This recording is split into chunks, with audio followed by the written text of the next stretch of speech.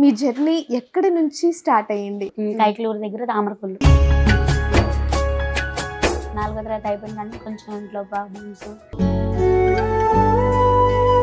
మగపిల్లలాగా ఇదయ్యి ఇక పొలం పనులు అమ్మకి నాన్నకి తోడుగా ఉండటం. ఇక అన్నయ్య కోసం మరి తిన్నా తినకపోయినా అన్నయ్య కట్టాలి.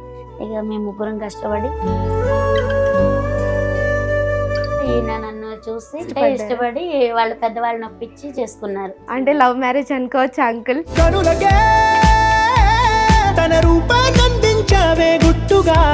ఇంట్లో పని అయితే అసలు నేను ఏది చేసేదాన్ని. ఇప్పుడు ఇంత మందికి, ఇన్ని వందల మందికి, ఇన్ని వేల మందికి వండుతున్నారు అసలు.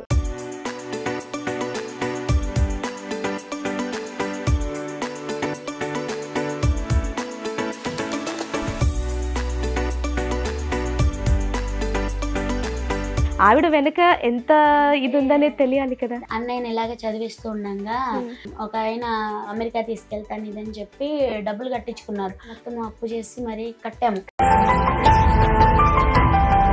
ఇవ్వాల్సిన వాళ్ళు ఇంటి మీదకి వచ్చి గొడవలు చేసి నిజంగా ఏడుపు వచ్చింది.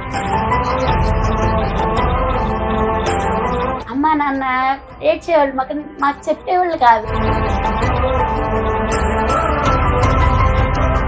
అసలు ఈ ఆలోచన ఎవరిది అంకుల్? ముందు అసలు ఎలా వచ్చింది ఈ ఆలోచన మీకు? రోడ్డు సైడ్ పెట్టినప్పుడు కూడా గొడవలు అయినాయి, చాలా అంటే చాలా గొడవలు అయినాయి.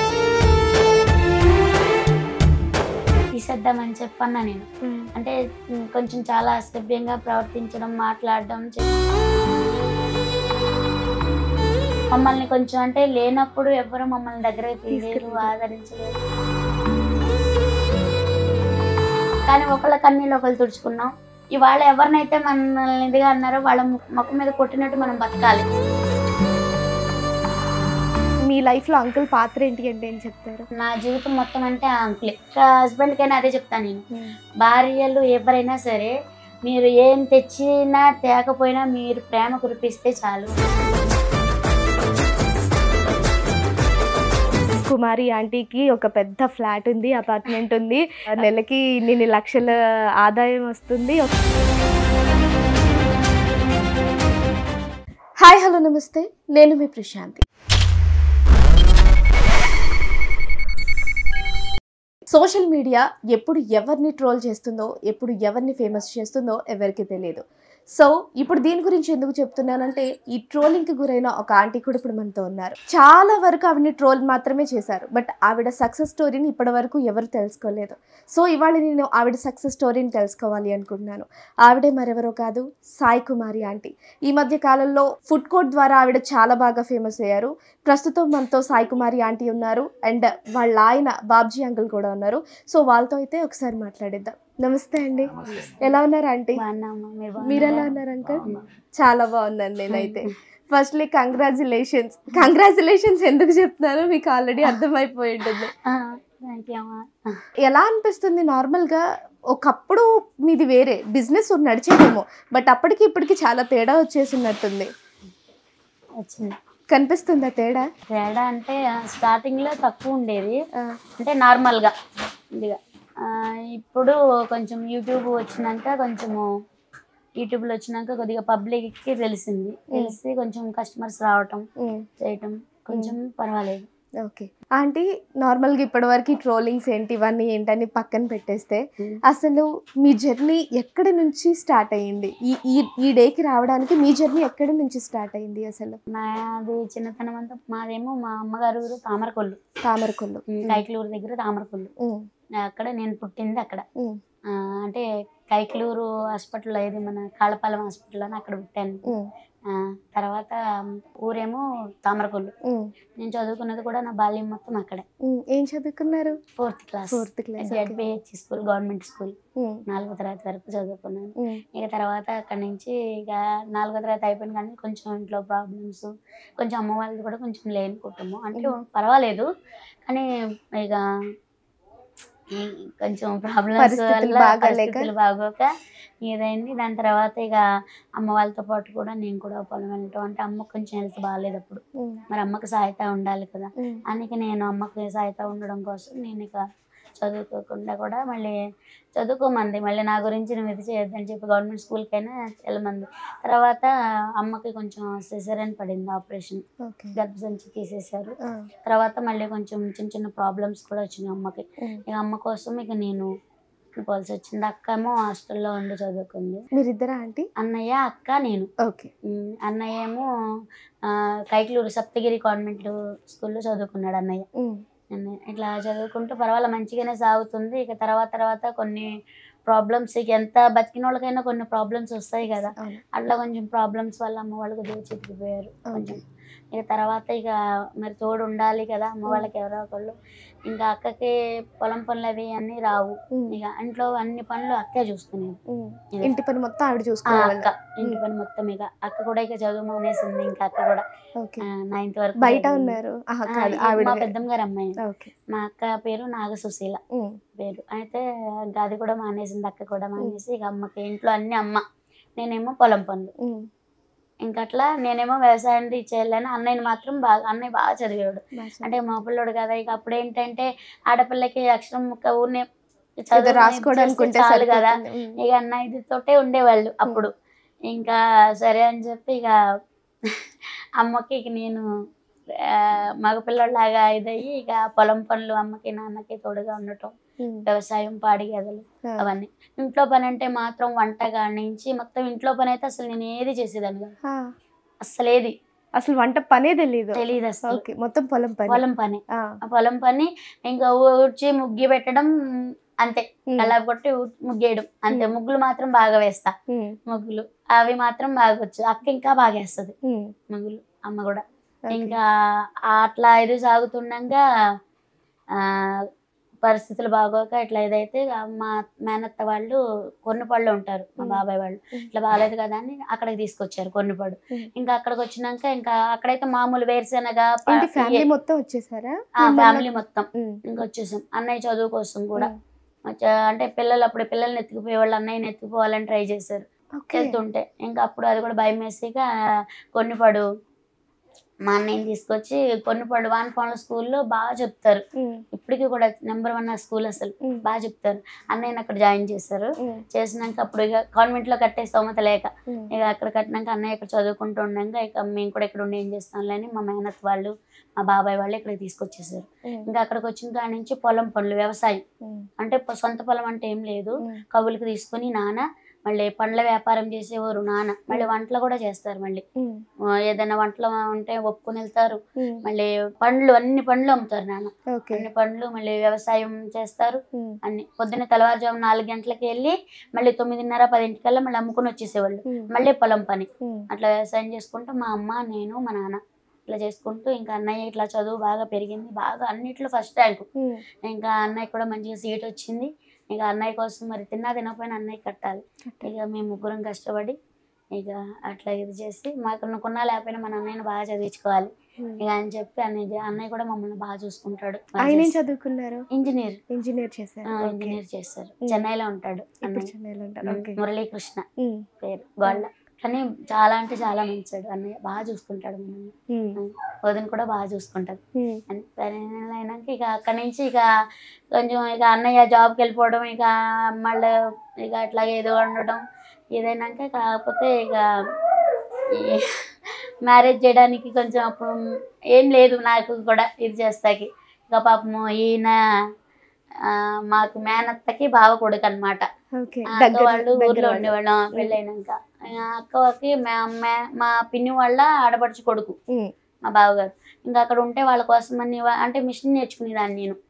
ఇట్లా పొలం పనులు చేస్తుండగా కొంచెం పెద్ద అయినాక పొలం మిషన్ నేర్చుకున్నా. గుడివాడ మాంటిస్కోరీ స్కూల్లో మిషన్ నేర్చుకున్నాను.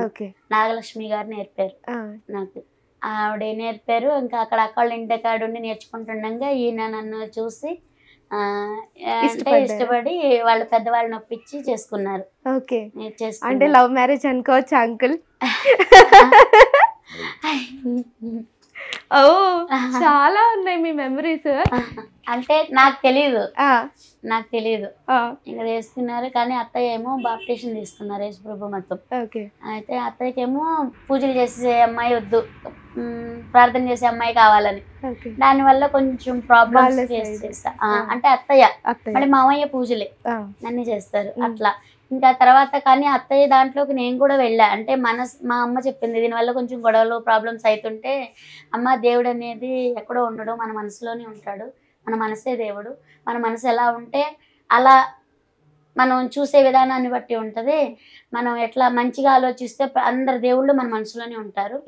మళ్ళీ మనం చేసే మంచి పని అయినప్పుడు ప్రకృతి కూడా మనకి సహకరిస్తుంది అని చెప్పి అమ్మ ఇలా చెప్పింది. అలా ఇక అత్తయ్యతో పాటు నేను చర్చికి వెళ్ళటం జరిగింది.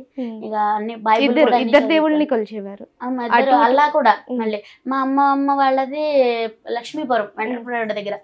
అయితే అమ్మ వాళ్ళ పుట్టిల్లు ఆ ఊరు. అమ్మమ్మ వాళ్ళ దగ్గర కూడా చిన్నపిల్లప్పుడు అమ్మమ్మ దగ్గర కూడా పెరిగాను నేను. అత్తయ్య మా మేనమామ భార్య కూడా జ్ఞానేశ్వరి పేరు. చాలా బాగా అంటే చాలా బాగా చూసుకుంటారు. అంతమంది ఆడపడుచుల్ని అంతమంది అంటే మా మామయ్య కన్నా కూడా ఎక్కువ మా అత్తయ్య బాగా చూసుకున్నారు. మా ఫ్యామిలీలో మొత్తం అందరూ కూడా. మళ్ళీ ఇంత మంచితనం రావడానికి కారణం ఏంటంటే మా అమ్మ వాళ్ళు మా నాన్న వాళ్ళు 5గురు అన్నదమ్ములు. మా నాన్నమ్మ తాతయ్య మంచంలో పడిపోతే కూడా నిజంగా మా బాబాయిలు కూడా చూడలే అంతలా. మా పిన్ని వాళ్ళు ఏంటి మా పెద్దమ్మ, మళ్ళీ మా పెద్దమ్మ చూడలేదు. మళ్ళీ మా వదిన చూసింది, సత్య శ్రీను సత్య అన్నయ్య వదిన, మా పెద్దన్న వాళ్ళ కొడుకు కోళ్ళు. మా వదిన బాగా చూసింది మళ్ళీ మా పెద్దమ్మని. అట్లా అన్ని వాళ్ళకి బాత్రూమ్ రాకపోయినా కానీ ఇలా చేతితో తీసి మరీ ఇచ్చేసేవాళ్ళు. అలా అమ్మ ఇదిగా ఏంటమ్మా అని అంటే అమ్మ అనేది మనం ఏంటి అనేది. ఇప్పుడు చిన్నపిల్లలు ఉన్నారు. అప్పుడు మా మేనత్త కూతుళ్ళు ప్రసవించారు ఇద్దరు, చిన్నారి వదిన సత్య వదిన, అదే శారద వదిన. ప్రసవించినప్పుడు వాళ్ళ చిన్నపిల్లల్ని చూసి ఇప్పుడు వాళ్ళు ఉన్నారు, వాళ్ళకి ముక్కుచీది ముడ్డగడి అన్నీ ఎలా చేస్తున్నాం.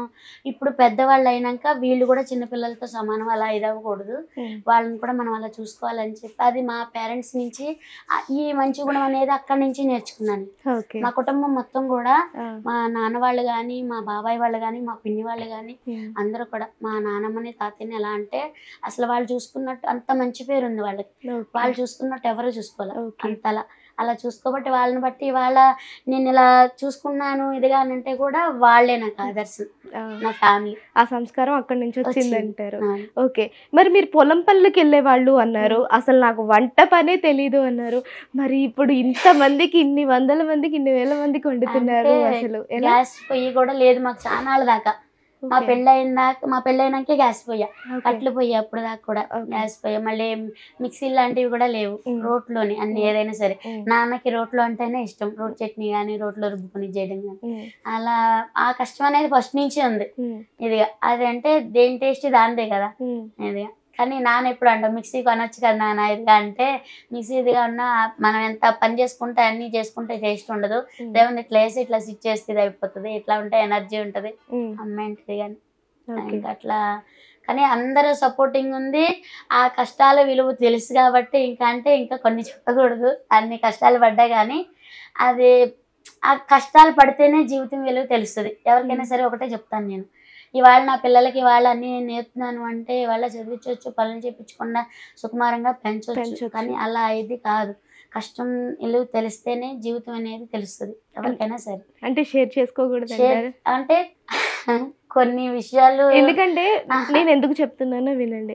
ఇప్పుడు కేవలం మిమ్మల్ని ఇవాళ ఆంటీ 1000 రూపాయలు అమ్మేస్తున్నారు, జస్ట్ నార్మల్ గా అందరు అన్న మాటలే, 1000 రూపాయలకి అమ్మేస్తున్నారని, రేట్లు పెంచేసారని, అదని ఇదని వస్తున్నాయి. బట్ మీది ఒకప్పటి కష్టం ఏంటనేది కూడా తెలియాలిగా. ఈ రోజు కుమారి ఆంటీ అంటే ఇలా రోజుకి 60,000 నెలల్లో లక్షల్లో సంపాదిస్తున్నారనే ఒక పేరు వచ్చేసింది. కానీ ఆవిడ వెనక ఎంత ఇది ఉందనేది తెలియాలి కదా. దానికి ఆ ఫేస్ చేయాలంటే అది మా అత్తగారి ఇంటికి వచ్చినాక అయితే అన్ని ప్రాబ్లమ్స్ అయితే ఫేస్ చేయాల. మా అమ్మగారి ఇంట్లో ఉన్నప్పుడు మాత్రము అన్నయ్యని ఇలాగే చదివిస్తూ ఉండగా ఒక ఆయన అమెరికా తీసుకెళ్తాను ఇదని చెప్పి డబ్బులు కట్టించుకున్నారు. అప్పుడు బాగా అప్పులు చేసేలా కట్టుకోవచ్చు కదా అని మొత్తం అప్పు చేసి మరీ కట్టాము. అన్నయ్య ఆయన ఏం చేస్తారంటే తీరా తీసుకెళ్తాననే టయానికి ఆయనకి యాక్సిడెంట్ అయ్యి మొత్తం నడుము మొత్తం ఇరిగిపోయి కాళ్ళు 2 తీసేశారు. ఇంకా దాంతో ఇదైపోయి అట్లా మేము చాలా అంటే చాలా సఫర్ అయిపోయాం.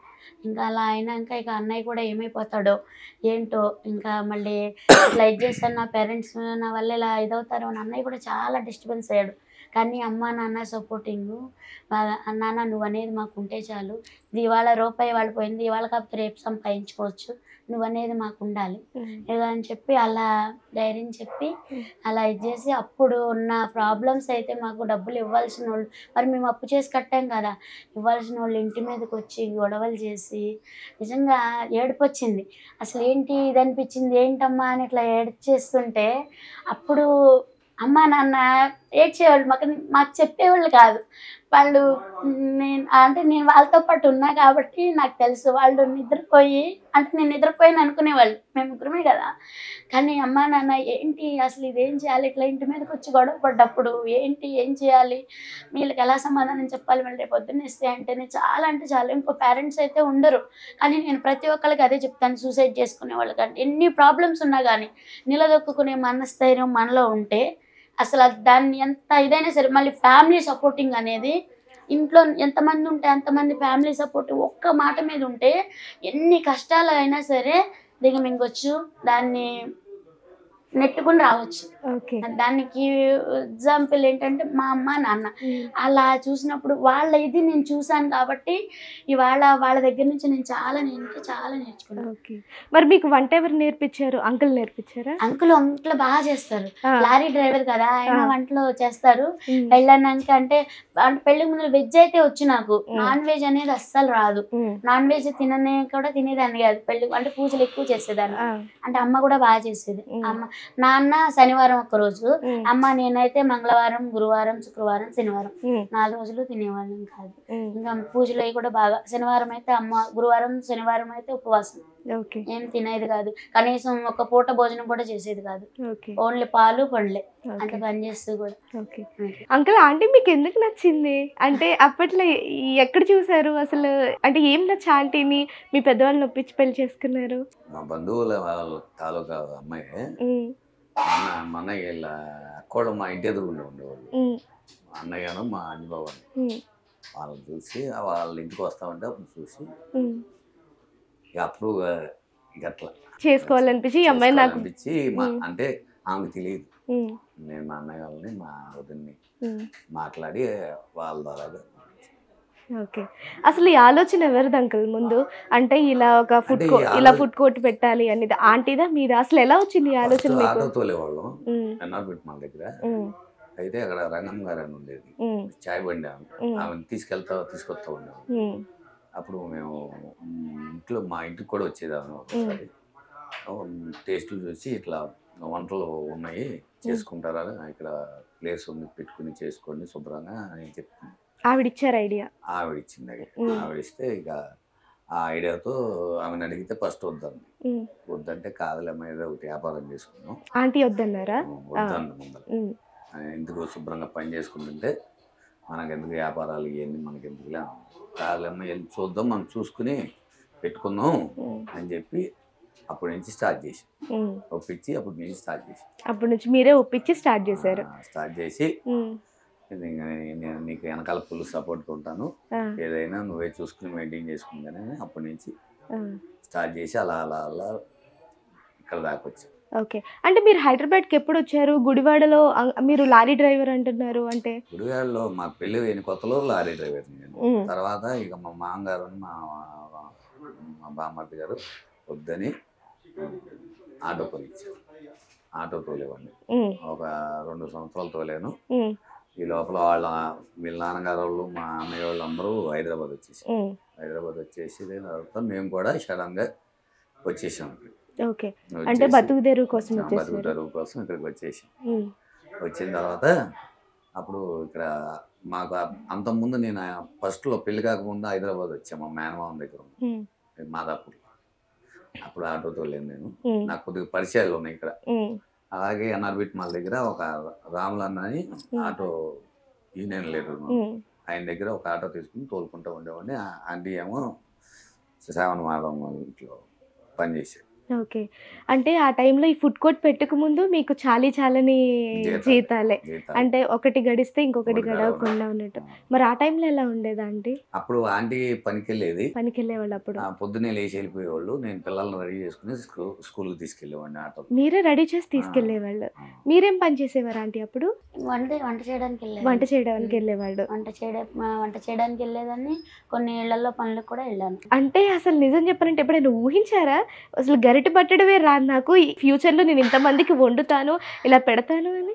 దానికంటే అమ్మాయి నేను అసలు అనుకోలేదు. అమ్మ అంటే ఈ రోడ్డు సైడ్ పెట్టినప్పుడు కూడా గొడవలు అయినాయి, చాలా అంటే చాలా గొడవలు అయినాయి. ఎందుకంటే అంటే ఇక ఉంటారు కదా, ఇక ఒకళ్ళు ఫుడ్ బిజినెస్ చేసేవాళ్ళే. మేము పెట్టినాక కొంచెం ఒక్కొక్కరు తగ్గుతూ వచ్చింది.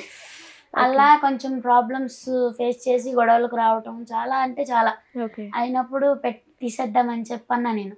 అంటే కొంచెం చాలా అసభ్యంగా ప్రవర్తించడం, మాట్లాడడం, చేయడం చాలా అంటే చాలా. అంటే ఎప్పుడు మాట అంటే పడలేదు, కష్టం అంటే తెలుసు. కానీ ఎట్లా అంటే కష్టపడే వాళ్ళకి ఈ పని కాకపోతే ఏ పనైనా చేసుకోవచ్చు, ఎందుకు పడాలి అని చెప్పి నేను వద్దన్నాను.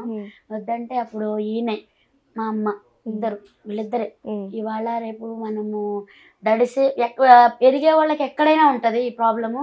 వాళ్ళు ఇదనే కాదు, ఇప్పుడు నేను టైలరింగ్ చేస్తున్నా కానీ ఇప్పుడు నేను అప్పుడు జాకెట్ మామూలు 30 రూపాయలు తీసుకునేదాన్ని, నార్మల్ జాకెట్. లైనింగ్ జాకెట్ ఏమో 60 రూపాయలు తీసుకునేదాన్ని. నాతో కన్నా ఇంకా 10 రూపాయలు తక్కువ తీసుకుని కూడా కుట్టేవాళ్ళు. అంటే ఊర్లో ఉన్నప్పుడు కూడా, అంటే ఊర్లోది చెప్పిందమ్మ, అలా చేసేవాళ్ళు. కాంపిటీషన్ అనేది ఎక్కడైనా ఉంటది, అది ఇదనే కాదు, ఎక్కడైనా కానీ నువ్వు ఏ పని చేసినా కానీ సక్సెస్ కావాలనే చూస్తావు. ఏ పని చేసినా అంటే పైకి రావాలి, ఇంకా బాగా కృషి చేసి ఇంకా పైకి రావాలని అనుకుంటావు. అలా అనుకోకుండా అయితే నువ్వే కాదు ఎవరు అలా ఉండరు. అలా చెయ్యాలి, పైకి రావాలని ఏ ఫ్యామిలీ అయినా కోరుకుంటది. అలా కోరుకున్నప్పుడు ఏ ఫ్యామిలీకి అయినా సరే ఎదిగే వాళ్ళకి ఉంటానే ఉంటాయి. ఇప్పుడు మా ఇంటి దగ్గర మామిడి చెట్టు ఉంది, దాని నిండా మామిడికాయలు ఉన్నాయి, దాంట్లో పెద్ద పెద్ద కాయలు.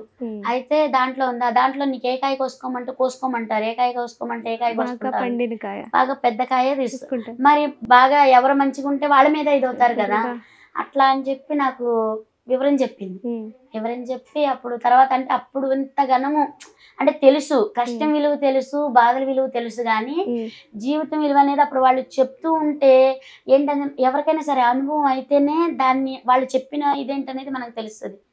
అదేంటంటే అమ్మ వాళ్ళు అప్పుడు చెప్పినవి ఏంటి. కానీ ఒక్కొక్కసారి అయితే అమ్మని కూడా నేను కొట్టేసేది దాన్ని, ఏంటి మాట అంటే కొట్టడం అలా కాదు, ఎందుకు అమ్మ బద్దాకల్లాగు అన్ని ఎంత ఇదిగా అని చెప్పి అనేదాన్ని. కానీ ఇవాళ మా అమ్మ కూడా చిన్న అనిపించింది నన్ను. అదే అందరికి అట్లా అలవాటు పోయింది చిన్న ఇవాళ ఇప్పుడు తెలియదురా, రేపు పొద్దున్న జీవితం విలువ అనేది ఇవాళ నీ పిల్లలు ఇప్పుడు పెరిగే కొందికి ఖర్చులను బట్టి వాళ్ళు చిన్నగా ఉన్నారు, ఇవాళ పెరిగిన కొంది కొండ పెరుగుద్ది. అలాగే కొండ పెరిగిన కొంది సమస్యలు ఉంటాయి, జీవితము ఇది ఉంటదని అప్పుడు ఏంటనేది అంటే ఇంత అయినా అర్థం కాలే నాకు. తర్వాత జీవితం వర్తమానంలోకి వస్తూ ఉంటే అసలు అమ్మ చెప్పిన ఏంటనేది అప్పటి నుంచి ఇక అమ్మ మాట అప్పుడు ఎందుకమ్మా బద్దాక ఇలాగే చెప్తావమ్మా ఇలా అని చెప్పి అనుకునేదాన్ని.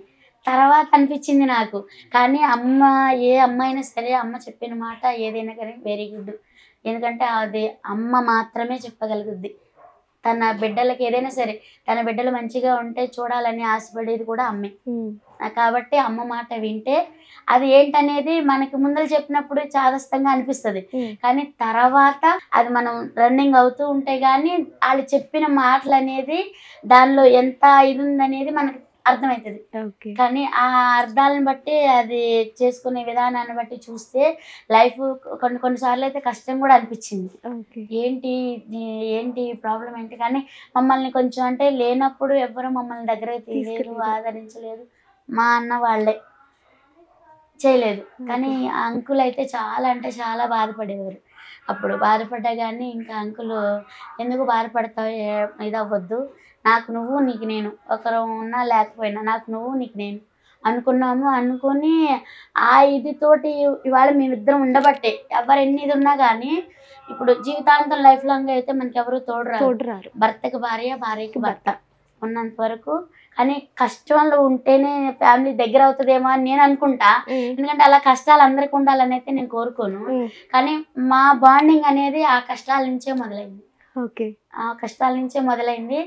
ఆ కష్టాలు ఫేస్ చేసుకున్నప్పుడు ఇద్దరం ఏడ్చుకున్న రోజులు కూడా ఉన్నాయి. ఓకే. ఇద్దరం ఏడ్చుకున్న రోజులు కూడా ఉన్నాయి ఒకరికొకరు. కానీ ఒకళ్ళ కన్నీళ్ళు ఒకళ్ళు తుడుచుకున్నాం. తీర్చుకుని కాకపోతే ఏంటంటే ఇవాళ ఎవరినైతే మనల్ని ఇదిగా అన్నారో వాళ్ళ ముఖం మీద కొట్టినట్టు మనం బతకాలి చేయాలని చెప్పి చాలా అంటే చాలా కష్టపడ్డాం. ఓకే. ఎంతమందితో స్టార్ట్ చేశారా ఆంటీ అప్పుడు? మేము భార్యాభర్తలు ఇద్దరమే. మళ్ళీ 1 year.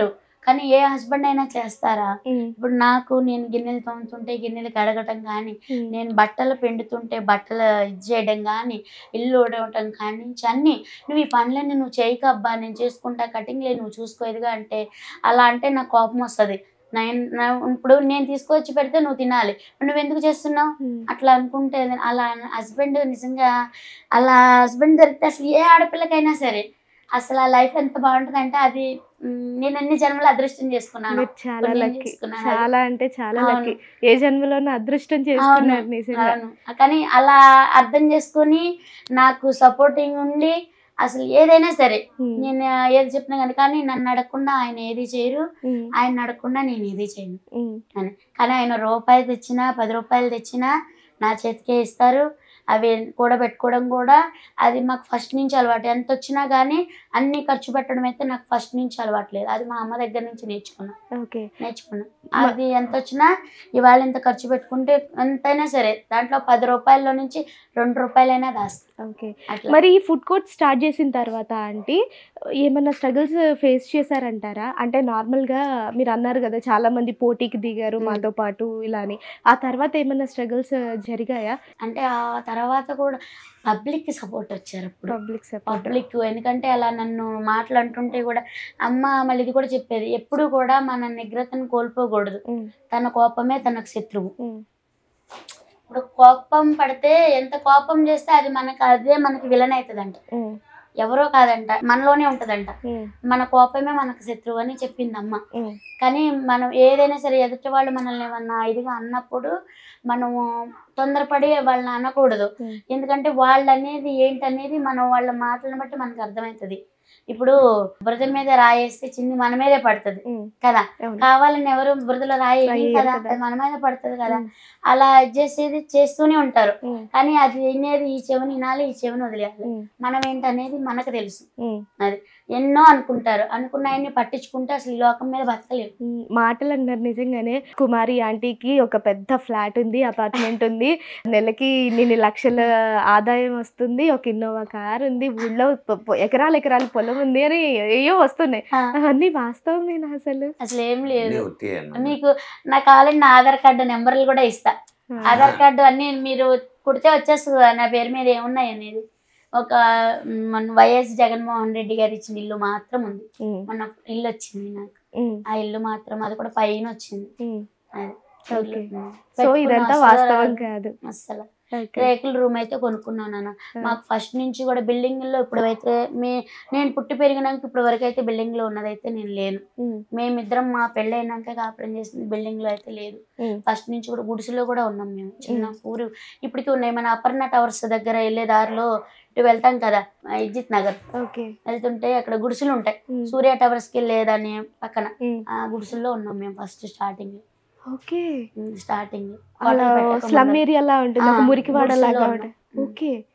మురికివాడ కాదు, బానే ఉంటది, రోడ్డు పక్కన నీడగానే ఉంటది. అక్కడ ఎందుకు ఉండాల్సి వచ్చింది అంటే వచ్చిన కొత్తలో కాకపోతే అంకుల్ ఏంటంటే అంకుల్ దగ్గర నాకు నచ్చింది బాగా ఏంటంటే ఎవరిచ్చినా ఊరిని ఎవరిచ్చినా గానీ తీసుకోరు, అస్సలు తీసుకోరు.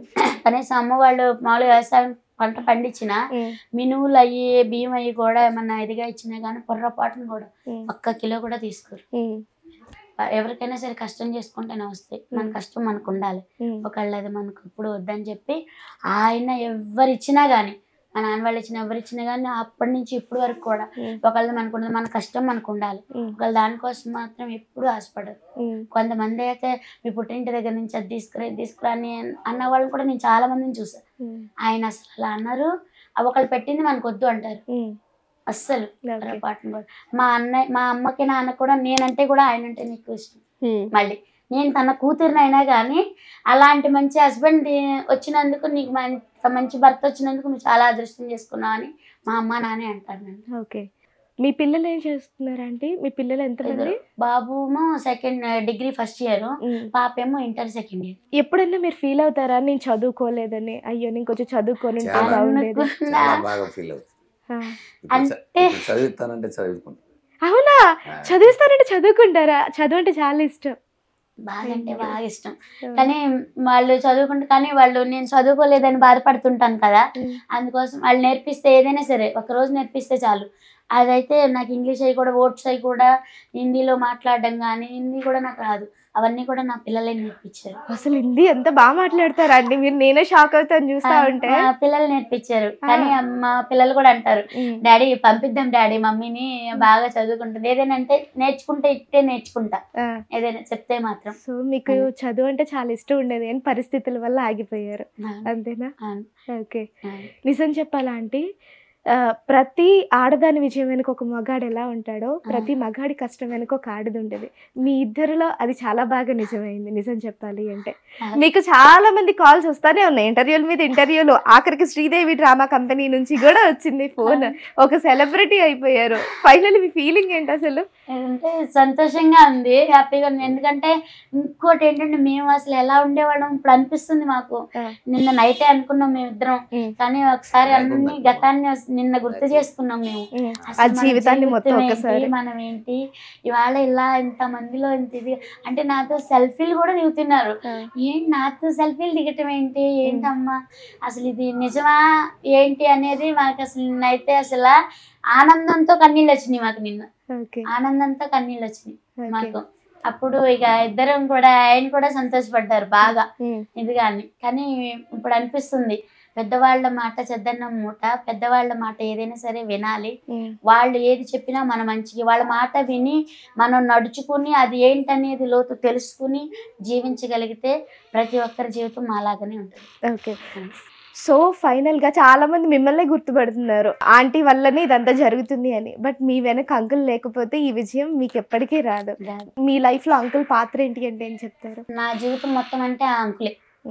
నా జీవితం మొత్తం అంటే నేను ప్రతి ఒక్కరికి చెప్పేది కూడా ఏంటంటే, ఏ ఆడపిల్లని ఈ అంకుల్ ఇది కూడా అంటారు, అమ్మ నాన్నని వదిలిపెట్టి నా కోసం నా జీవితంలోకి వచ్చావు, నా జీవితంలో నా కష్టాలు నీ కష్టాలుగా తీసుకొని నాకు ఎంత హెల్ప్ చేస్తున్నావు అని కూడా నన్ను అంటే చాలా అంటే బాగా చూసుకుంటారు. దానికి నిజంగా ఏ భార్య అయినా సరే ఆ భర్త ప్రేమ ఉంటే చాలు, ఇంకా పెట్టినా పెట్టకపోయినా ఆ ప్రేమ అనేది ఏ ఒక్క హస్బెండ్కైనా అదే చెప్తాను నేను. భార్యలు ఎవరైనా సరే మీరు ఏం తెచ్చినా తేకపోయినా మీరు ప్రేమ కురిపిస్తే చాలు, ఏ ఆడపిల్లైనా దానంత సంతోషం ఇంకోటి లేదని పొంగిపోతారు. మన ఆడవాళ్ళకు ఉన్నది అది. కానీ అలా ఏ హస్బెండ్ అయినా సరే, మళ్ళీ అత్త మామల సపోర్టింగ్ కూడా. ఫస్ట్లో నేను కష్టాలు పడ్డా, వాడిని ఇది చేసిన వాళ్ళు అప్పుడు కూడా అంకులే ధైర్యం చెప్పారు, మా అమ్మ నాన్న ఇలా, మా అమ్మ ఇలా చేస్తుందని నువ్వు బాధపడకు, ఇప్పటికైనా వాళ్ళు ఇది చేస్తారని చెప్పి అంకుల్ కూడా నాకు అలా సపోర్ట్. కానీ ఇవాళ నిజంగా అంకుల్ అన్న మాట ఇవాళ వాస్తవమైంది. నేను ఫంక్షన్కి వెళ్ళినప్పుడు కూడా అప్పుడు పసుపు తాడు వేసుకుని వెళ్ళేదాన్ని. అంటే కొంచెం ఉన్నవాళ్ళు ఇదిగా ఉన్నప్పుడు కూడా పసుపు తాడు వేసుకురాకపోతే కొంచెం గిల్ట్ తాడు వేసుకుని రావచ్చు కదా. అప్పటి నుంచి ఇప్పటి వరకు కూడా నాకు 250, 300 నా శారీ ఏదైనా సరే. ఇంకా అంతకు మించి అయితే కసి పట్టుదల. మేము ఇక్కడి నుంచి వచ్చాం, మేము కూడా పైకి రావాలి అని కష్టపడి పైకి వస్తాం. ఒకటి ఒకరి మాటకి ఒకరు విలువిస్తారు, ఒకరి నిర్ణయాలకి ఇంకొకరు గౌరవిస్తారు. ఆ రోజున అలా ఏడ్చినప్పుడు కూడా అంకులు కనీసం అనేవాళ్ళు ఎన్నైనా అంటారే, మన జీవితం అంటే మనకు తెలుసు, కానీ అలా ఏడుస్తుంటే కూడా నా కన్నీళ్ళు తుడిచి అంకుల్ అంటే అంకుల్ కూడా ఉన్నారు. నన్ను అలా అన్నప్పుడు ఏమనేవారు? పసుపు తాడు వేసుకుని రాకపోతే గిల్టీ తాడని వేసుకుని రావచ్చు కదా. నేను ఊరుకునేవాడిని కాదు, గిల్టీ తాడు రోల్ మోడల్ కొంటే ఊరుకునేవాడిని కాదు. అది అట్లా అన్నప్పుడు ఎందుకు సంపాదించుకుని కొనుక్కున్నాం, ఇవాళ అన్ని సమకూర్చాను. మరి ఇంత చేస్తున్నారు కదా, ఎప్పుడైనా ఫ్యామిలీకి నేను టైం ఇవ్వలేకపోతున్నానే, నా కుటుంబంతో బయటికి వెళ్ళలేదు ఎప్పుడు ఉండదు అంటే. ఎందుకంటే సంవత్సరానికి ఒక్కసారి మాత్రము టూర్లు అంటే విడిగా బయటకి ఎక్కడికంటే వెళ్ళాం. దేవుడి గుళ్ళు అంటే పిచ్చి మాకు అందరికీ కూడా. దేవుడి గుళ్ళకి మాత్రం సంవత్సరానికి ఒకసారి, ఒక వారం రోజులు 10 రోజులు ఇప్పుడు ఆల్మోస్ట్ అన్ని తిరిగాం. ఏ దేవుడిని బాగా నమ్ముతారు? ఏ దేవుడిని? శివుడు, పార్వతి, దుర్గమ్మ, వెంకన్న బాబు, మొత్తం దుర్గమ్మ అంటే బాగా నాకు చిన్నప్పటి నుంచి. నేను 8 సంవత్సరాల పిల్లప్పటి నుంచి నేను దుర్గమ్మ మాల వేసుకున్నాను. అంటే 11 రోజులు మాల. అమ్మవారిని ప్రతి సంవత్సరం నిలబెట్టుకుంటా, అప్పటి నుంచి ఇప్పుడు పెట్టుకుంటా. ఒక ఇయర్ నిలబెట్టకపోయినా నాకు ఒక ఇయర్ నిలబెట్టినందుకే నాకు కరోనా వచ్చింది. అంటే అది ఒక మూఢ నమ్మకం ఏమో తెలియదు కానీ వాళ్ళ సపోర్ట్ కూడా నాకు ఉంది, వాళ్ళ దీవెనలు కూడా. దేవుళ్ళు లేనిదే మనం లేము. నియర్లీ ఫుడ్ కోర్ట్ స్టార్ట్ చేసి ఎన్ని ఇయర్స్ అవుతుందంటే 2011 లో స్టార్ట్ చేశారు. 11 ఏళ్ళ నుంచి సక్సెస్ఫుల్ గా రన్ అవుతుంది. ఓకే, ఫైనల్ గా ఫస్ట్ లో ఈ ట్రోలింగ్ జరగక ముందు మీ ఆదాయం ఎలా ఉండేది, ఇప్పుడు ఎలా ఉంది? ఇప్పుడు ఇంకో మాట చెప్పాలంటే ఇప్పుడు అప్పుడే ఇంకా గిరాకీ బాగుండేది. అంటే క్రౌడ్ వస్తుంది కానీ కర్రీస్ ఎక్కువ వెళ్ళిపోతున్నాయి, రైస్ అమ్ముకోనికి ఉండట్లే. డబుల్ కర్రీలు మళ్ళీ పార్సల్. నేను ఇప్పుడు 100 kgs చికెన్ వండాను, 2 hours కూడా ఉండట్లే. అప్పుడు అంటే కొంచెం 3 hours అని ఉండేది, ఇప్పుడు 2 hours కూడా ఉండట్లేదు. కర్రీస్ పార్సల్ ఎత్తుకెళ్తున్నారు, డబుల్ కర్రీ రైస్లు ఉండిపోతున్నాయి, రైస్ వెళ్ళట్లే, కర్రీస్ వెళ్ళిపోతుంది. ఇప్పుడు నేను ఒకటి రీసెంట్ గా కూడా విన్నాను, ఈ ట్రోలింగ్ వల్ల ట్రాఫిక్ ఇష్యూ వల్ల మీ మీద ఏదో కేసు అయిందని కూడా. ట్రాఫిక్ గురించి చెప్పారు అంతే, అంటే కేసు అదంటే ఏం లేదు కానీ అది వాళ్ళు చెప్పేది కూడా మన మంచికే కదా. అంబులెన్స్ వెళ్తుందట, అంబులెన్స్ వెళ్తుంటే దారి కొంచెం ప్రాబ్లం, మరి అలా చేయకూడదు కదా, తప్పని ఒప్పుకోవాలి కదా. దానివల్ల మరి ప్రాబ్లమే కదా, మరి అది కోప్పడినా మనం తీసుకోవాలి. అది నేను పబ్లిక్ కూడా ఒకటే చెప్తాను, మన వల్ల ఇంకొకళ్ళు సఫర్ అవ్వకూడదు, ఇంకొకళ్ళు ఇబ్బంది పడకూడదు. ట్రాఫిక్ కూడా కొంచెం అటు పక్కన కొద్దిగా, ఎందుకంటే ఫుట్పాత్ మీద బతుకుతున్నాం కదా మనం. మీరు కానీ ఇంతమంది నాకు సపోర్ట్ చేస్తున్నందుకు కూడా చాలా ఆనందంగా ఉంది. నేను ఫుట్పాత్ మీద వాళ్ళని కూడా ఇంత ఎంకరేజ్ చేస్తారా, ఇంతలా ఇచ్చేస్తారా అనే దానికి నిజంగా నేను చాలా అంటే చాలా, నాకులాగే ఇంకా చాలా మంది ఉన్నారు, వాళ్ళకి కూడా ఇలాగే ఉండాలని కోరుకుంటున్నాను. ఓకే, ఫైనల్ గా thank you aunty, thank you so much. నిజం చెప్పాలంటే ఇంత బిజీగా ఉండి కూడా నా కోసం ఇంత టైం కేటాయించినందుకు thank you so much uncle. నిజం చెప్పాలంటే ఇందాక చెప్పినట్టే ప్రతి ఆడదాని విజయం వెనుక ఒక మగాడు ఎలాగో ఉంటాడో, ప్రతి మగాడి కష్టం వెనుక ఒక ఆడది తప్పకుండా ఉంటుంది. ఇప్పుడు కుమారి ఆంటీని మనం చూస్తున్నాం, ఈరోజు మాత్రం మనమే చూస్తున్నాం, కానీ ఇన్నేళ్ల కష్టాన్ని ఆవిడ దాటుకుని, ఎన్నో కష్టాల్ని దాటుకొని ఈ స్టేజ్కి చేరారు. సో ఇది సాయి కుమారి ఆంటీ సక్సెస్ స్టోరీ. ఈ స్టోరీ మీకు బాగా నచ్చుతుందని మనస్ఫూర్తిగా కోరుకుంటున్నాను. నమస్కారం.